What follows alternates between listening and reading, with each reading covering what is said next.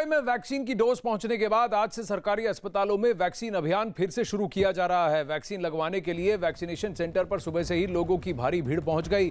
लोग इस बात से नाराज दिखे कि बीएमसी ने वैक्सीनेशन से जुड़ी कोई भी जानकारी नहीं दी। सेंटर पर सिर्फ ऑनलाइन वैक्सीन ही लगाई जा रही है और जबकि कुछ और नियमों को साफ नहीं होने की वजह से लोग भी परेशान दिख रहे थे।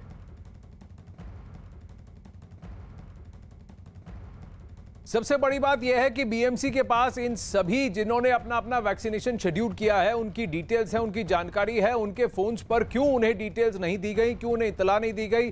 कई सारे तो वहां पे वरिष्ठ सिटीजन्स हैं, 45, 50, 60 साल की उम्र से ऊपर, जो कि अपना दूसरा डोज लगवाने के लिए लाइन में खड़े हैं। कोरोना के इस काल में इतनी लंबी लाइन वैक्सीन के लिए क्या ठीक है? वैक्सीन सेंटर के बाहर क्या इसे और बेटर तरीके से मैनेज नहीं किया जा सकता? कई सारे सवाल उठ रहे हैं। विवेक गुप्ता हमारे साथ जुड़ रहे हैं। विवेक, कहीं ना कहीं टोटल मिसमैनेजमेंट की बात लग रही है, वैक्सीन की लॉजिस्टिकल सप्लाई, और दूसरी बात लोगों को इत्तला, जिन जिन के अपॉइंटमेंट्स कल परसों के थे, जिनको की वैक्सीन नहीं मिला, उन्हें रीशेड्यूल करना जरूरी था, उनको एक अलर्ट मैसेज भेजना जरूरी था, उनको ये बताना जरूरी था कि आप इस समय से इस समय के बीच आएं, आज ना आए। जिनका अपॉइंटमेंट्स आज के थे वो उनको कहा जाता कि आप कल आएं। और कहीं ना कहीं लोगों में भी संयम की जरूरत है, लोग भी थोड़ा ज्यादा ही बेचैन होते लग रहे हैं। बिल्कुल ठीक आनंद, आपने देखिए मिसमैनेजमेंट जरूर है यहाँ पर, क्योंकि बीएमसी ने कल पूरे मुंबई में जितने बड़े कोविड सेंटर से, वैक्सीनेशन सेंटर से, वहाँ पर वैक्सीन खत्म हो चुकी थी, इसकी जानकारी उन्होंने नहीं दी थी। आज सुबह सुबह उन्होंने जानकारी दी कि वैक्सीनेशन सेंटर पे दवाइयाँ पहुँचेंगी, लेकिन लोग 12 बजे के बाद वहाँ पे पहुँचना शुरू हुए। लेकिन कोरोना का डर लोगों में इस कदर बैठा हुआ है कि लोग सबसे पहले वैक्सीन लगाने के लिए अलग अलग सेंटर पर पहुँच रहे हैं। मुंबई के गोरेगांव स्थित नेस्को कोविड सेंटर में सुबह 7 से 8 बजे से के बाद ही इतनी लंबी लाइनें लगी थी। ये लाइनें तकरीबन 1.5 से 2 किलोमीटर तक लगी। जब नेस्को का 11 के आसपास में गेट खुलता है तब पूरी भीड़ अंदर जाती है, लेकिन भीड़ इतनी ज्यादा है आनंद की नेस्को के कोविड सेंटर के अंदर भी अभी तकरीबन 1000 से 2000 लोग अंदर मौजूद हैं। लोग अपना इंतजार कर रहे हैं, लेकिन भीड़ ज्यादा होने की वजह से जो बीएमसी के लोग हैं उसे कंट्रोल नहीं कर पा रहे हैं, क्योंकि और सबसे बड़ा चैलेंज आ रहा है कि जो बीएमसी ने बताया था कि सिर्फ कोविशील्ड वैक्सीन अभी उनके पास आई हुई है। अब सवाल ये खड़ा होता है जो सेकंड डोज वाले हैं, जो कोवैक्सीन ले चुके हैं, उनकी वैक्सीनेशन का प्रोसेस क्या होगा, इसकी जानकारी कोई नहीं दे रहा है। बीएमसी का साफ तौर पे कहना है कि उनके पास कोविशील्ड की वैक्सीन आई है और पूरा जो खेप है वो जो पूरी खेप है बीएमसी का कहना है, लेकिन क्या बीएमसी ने क्या ये इंफॉर्मेशन दी? क्या बीएमसी ने कहा सब लोगों के डेटा उनके पास पड़ा है, सब लोगों का फोन नंबर उनके पास पड़ा है? इतना सा एक दे देते कि देखिए कोविशील्ड की वैक्सीन है और प्रायोरिटी उनकी होगी जिनका सेकंड डोज है, जो फर्स्ट डोज लगवाने वाले हैं वो रुके। सबसे पहले प्रायोरिटी सेकंड डोज वालों की होगी और सिर्फ कोविशील्ड वैक्सीन है, जिनको कोवैक्सीन दिया गया है वो उनको रुकना पड़ेगा, उनको वेट करना पड़ेगा जब तक कि डोज नहीं आता। इंफॉर्मेशन बहुत इंपॉर्टेंट है, लोगों को बताना बहुत जरूरी है, क्योंकि बिना बताए लोग क्या वहां पहुंच जाएंगे, उसके बाद किसी को पता ही नहीं कि हो क्या रहा है। और भीड़ दूसरी तरफ से, एक तरफ संक्रमण को रोकने के लिए आपने लॉकडाउन लगा रखा है, दूसरी तरफ यहां देखिए वैक्सीन सेंटर पर इस तरह की भीड़ जमा है। विवेक, बने रहिए हमारे साथ। वहीं गुजरात में कोरोना का कहर जो है वो बढ़ता जा रहा है। हालात ये हो गए हैं कि अहमदाबाद का धन्वंतरी अस्पताल में भर्ती किए गए के लिए लंबी लाइन लगी हुई है। अहमदाबाद नगर निगम ने कल 108 एम्बुलेंस से भर्ती होने के नियम हटा दिया, जिसके बाद कोविड अस्पतालों में भर्ती के लिए लोग सुबह से ही लाइन लगा रहे थे। अस्पताल में भर्ती होने के लिए सुबह 8 बजे से 9 बजे तक ही फॉर्म्स मिलने वाले हैं, जिस पर जानकारी के साथ साथ मेडिकल रिपोर्ट देना भी जरूरी है। फॉर्म भरने के बाद टोकन नंबर दिया जाता है, टोकन के आधार पर ही अस्पताल से फोन जाएगा और उसके बाद ही अस्पताल में भर्ती होने दिया जाएगा।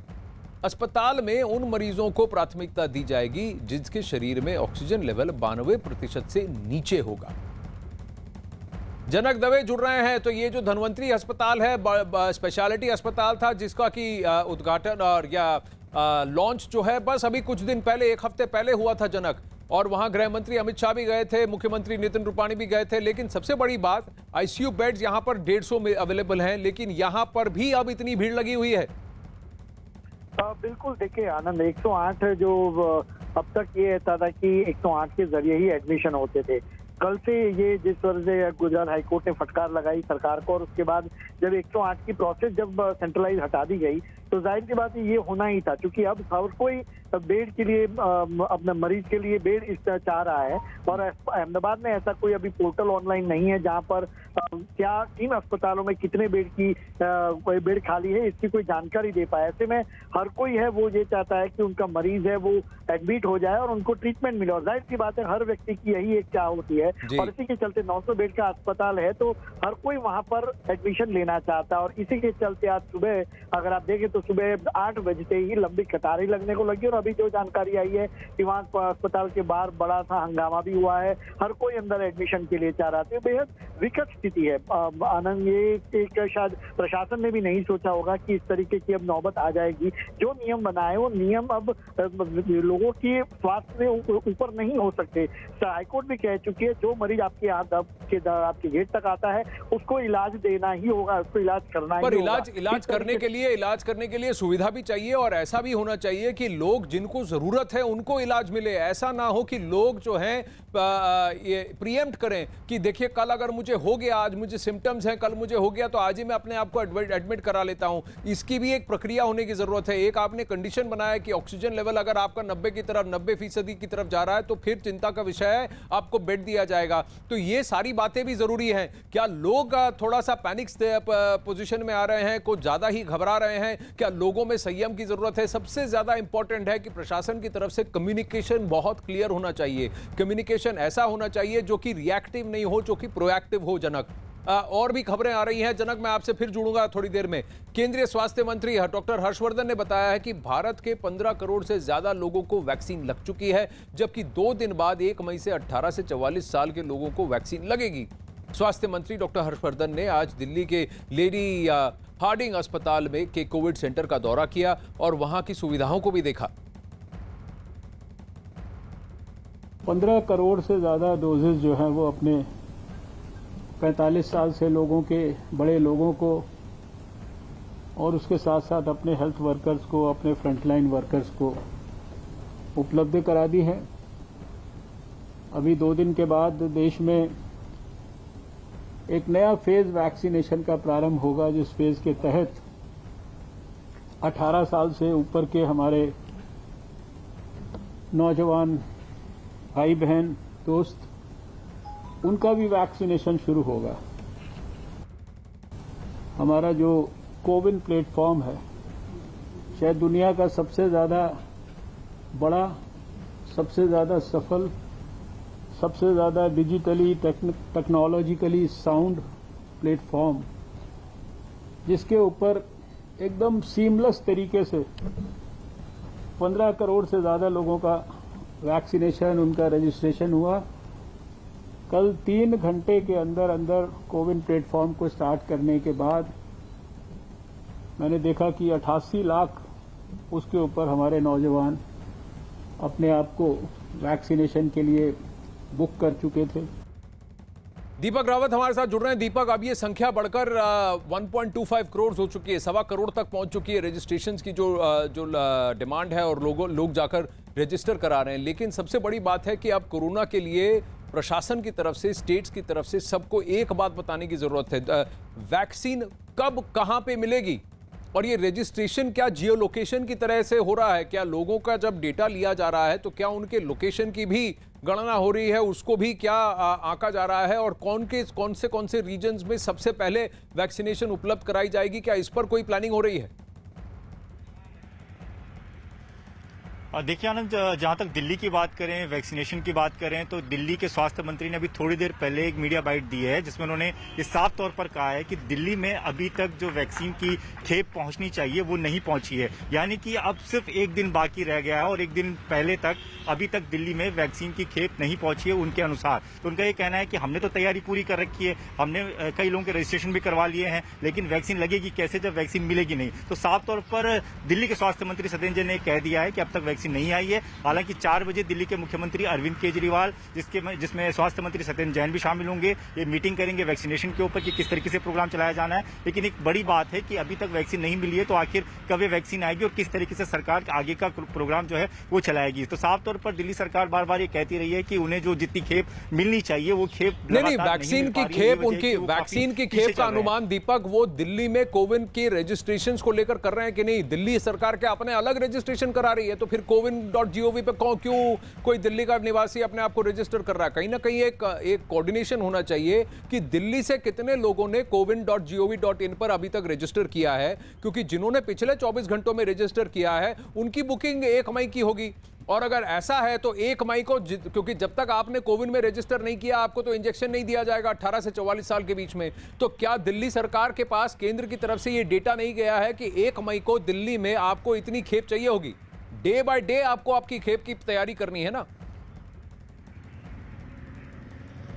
जी आनंद, जाहिर तौर पर इस तरीके से जानकारी जो है वो दी जाती है और कहीं ना कहीं रजिस्ट्रेशन भी लोगों ने करवा लिया है, जैसे कि साफ तौर पर रजिस्ट्रेशन शुरू हो चुके हैं। तो ऐसे में लोगों का ये कहना है कि जो टाइम स्लॉट और जिस तरीके से लोकेशन दी जाती है वो अभी तक कई लोगों के पास पहुंची भी नहीं है। तो सरकार का ये कहना है कि उन्होंने तैयारी कर रखी है, लेकिन जब वैक्सीन की खेप आएगी तो उसी हिसाब से ये सब चीजें अलॉट की जाएंगी। तो साफ तौर पर वो एक दूसरे पर आरोप मढ़ते हुए जरूर नजर आ रहे हैं। वहीं दूसरी बात, अगर दिल्ली में संक्रमण दर की बात करें तो इस पर उन्होंने एक महत्वपूर्ण बाइट दी है। उन्होंने साफ तौर पर यह कहा है कि अब जो संक्रमण दर है वो दिल्ली में 32% के आसपास आ गई है, यानी कि ये घट रही है। तो उन्होंने ये अंदेशा जताया है कि आने वाले 1 हफ्ते की अगर बात करें तो ये और नीचे जा सकती है, यानी कि ये मान सकते हैं कि दिल्ली में अब जो मामले हैं वो लगातार घटना शुरू होंगे। तो साफ तौर पर उनका ये कहना है कि अगर वैक्सीनेशन की ड्राइव काफी अच्छे तौर पर चलाई जाती है तो आने वाले दिनों में इसके अच्छे रिजल्ट सामने आ सकते हैं। लेकिन अभी तक की अगर जानकारी, लेकिन अगर पॉजिटिविटी रेट 32% हुआ है तो क्या टेस्टिंग 1 लाख से ऊपर है कि टेस्टिंग की का रेशियो भी कम हो गया है? अमित पांडे भी हमारे साथ है। अमित, ये इस पर भी गौर करना।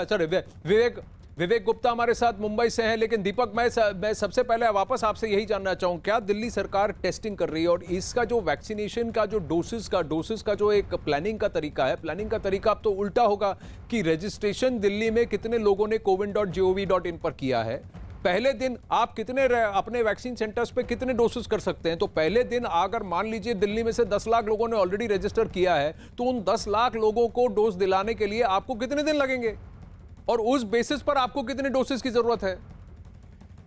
इस तरह से आपको प्लानिंग करनी पड़ेगी, ना कि आप कहें कि हमारे पास 1 करोड़ डोसेस हैं और हम लगाने को तैयार हैं, लेकिन लोग रजिस्टर भी तो करें। दिल्ली में से कितने लोगों ने रजिस्टर किया? 1.25 करोड़ लोगों में से दिल्ली में से कितने हैं, मुंबई में से कितने हैं, ये भी तो देखना जरूरी है।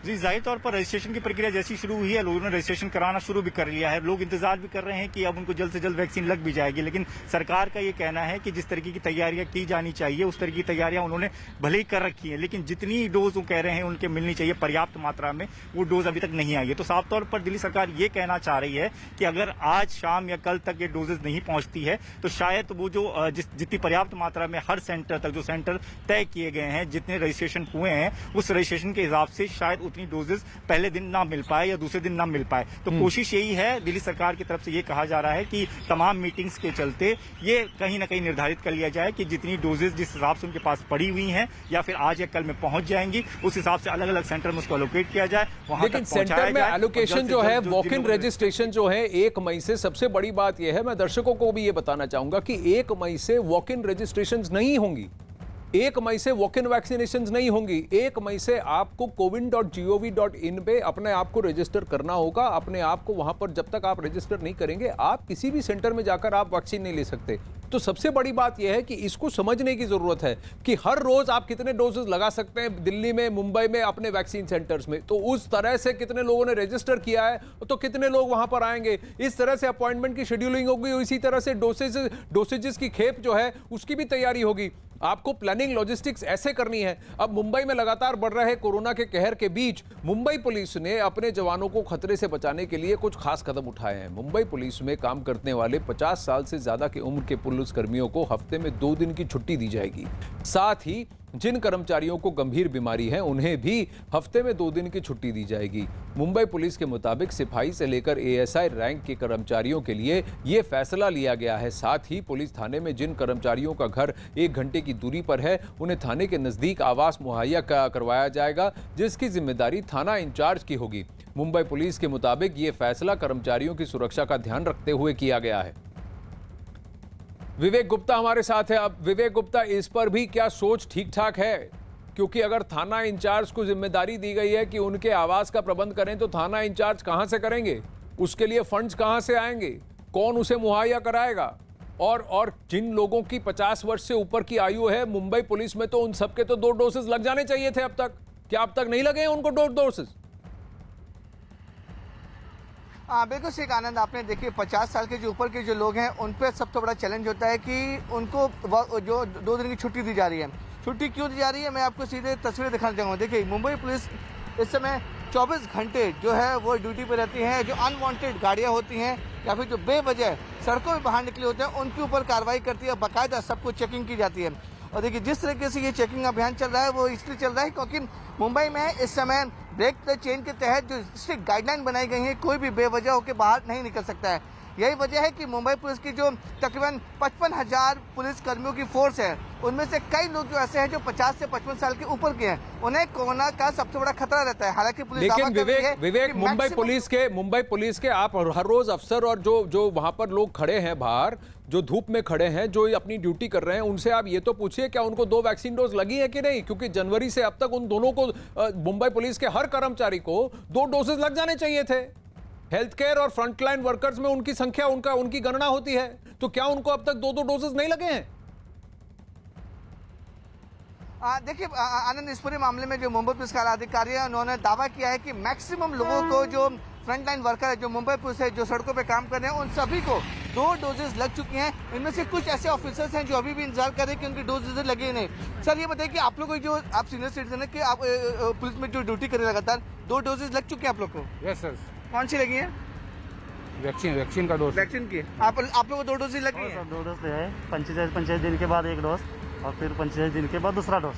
तो मैक्सिमम जो लोग ड्यूटी पर हैं सबकी 2 डोजेज लग चुकी है? हाँ, लग चुकी है। सबकी लग चुकी है। बहुत बढ़िया, क्योंकि सबसे बड़ी बात यह है, सबसे बड़ी बात यह है विवेक, ये बहुत बड़ी बात है, क्योंकि अगर आपको 2 डोसेज लग चुके हैं वैक्सीन के, तो फिर संक्रमण आपको भले ही हो लेकिन आपकी जान को खतरा नहीं है, ये आंकड़े कहते हैं। और सबसे बड़ी बात यह है कि अगर मुंबई पुलिस के कर्मचारियों को दोनों डोसेज लग चुके हैं तो बहुत बड़ी बात है, क्योंकि कई स्टेट्स में ऐसा हो रहा है कि फ्रंटलाइन वर्कर्स, पुलिस कर्मियों को 2 डोसेज भी नहीं लगे हैं। अभी एक और बड़ी खबर आ रही है, cowin.gov.in में रजिस्ट्रेशन का नया रिकॉर्ड हो गया है। अब लोगों के मन में डर आ गया है और वैक्सीन में बिलीफ, वैक्सीन पर विश्वास। जो लोग वैक्सीन को पहले कोस रहे थे, अब जो है बड़ी संख्या में रजिस्टर कर रहे हैं। 1 करोड़ 37 लाख पंजीकरण हो चुके हैं अब तक। तो अब 24 घंटे भी नहीं हुए और 1 करोड़ 37 लाख 1 करोड़ 70 लाख हो चुके हैं। 1 करोड़ 37 लाख से 1 करोड़ 70 लाख हो चुके हैं। कोविन ऐप पर ट्रैफिक बढ़ा है। cowin.gov.in, रवि जुड़ रहे हैं डिटेल्स के साथ। यानी कि वेबसाइट जो है वो भी अब लोड ले रहा है रजिस्ट्रेशंस का, ट्रैफिक का, और लोग भी आगे बढ़कर रजिस्टर कर रहे हैं।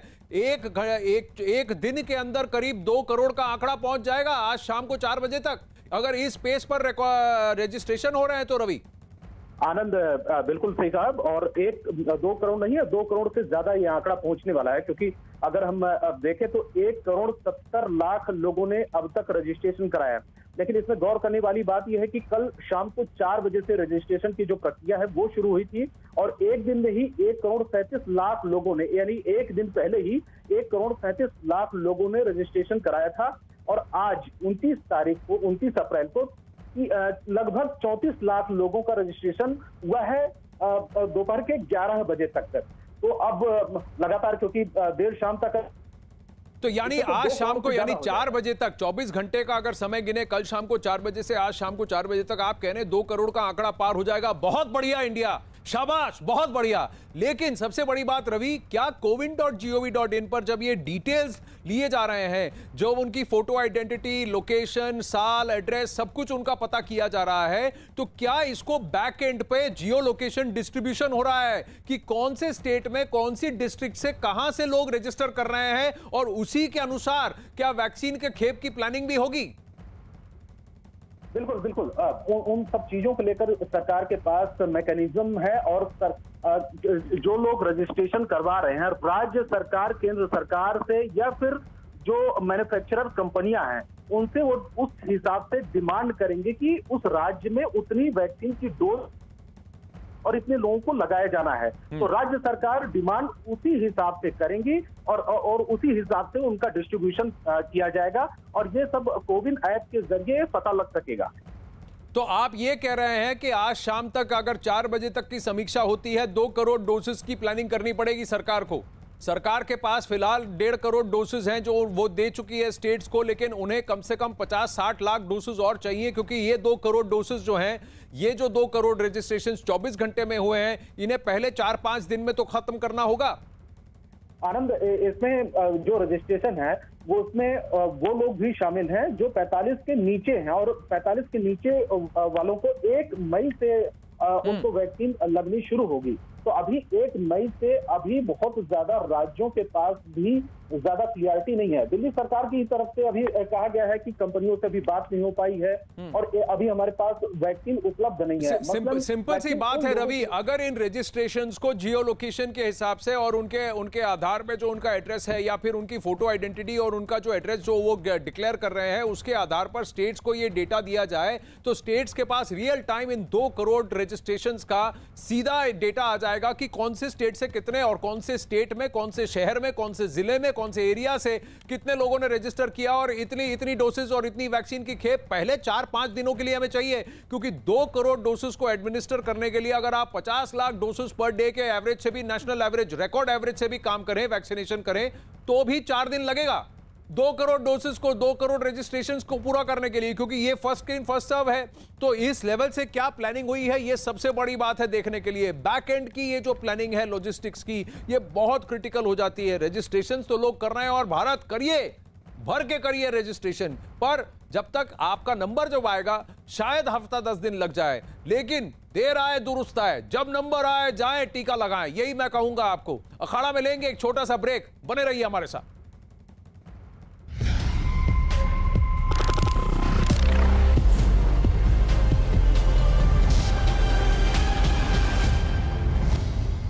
मंत्री और फौज की जो सेवाएं हैं कोविड काल में, किस तरह से वो मदद कर रहा है, साथ ही फ्रंट लाइन पर किस तरह से तैयारियां हैं देश के रक्षा में,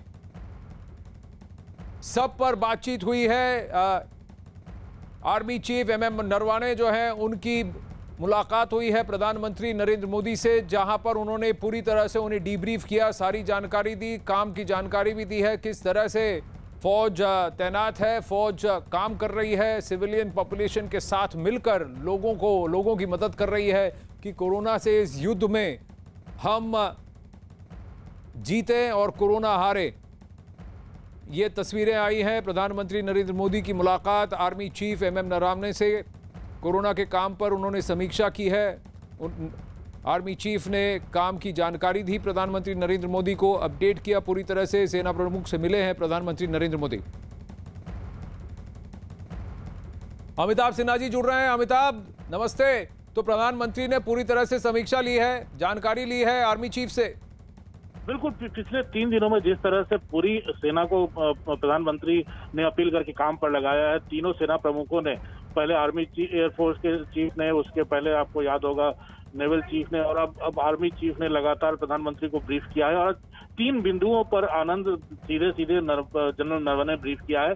पहला, उन्होंने PM को बताया कि आर्मी तमाम राज्य सरकारों को मेडिकल स्टाफ मुहैया करा रही है। दूसरी बात जो उसने बताई है कि आर्मी टेम्पररी अस्पताल स्थापित कर रही है देश के विभिन्न भागों में।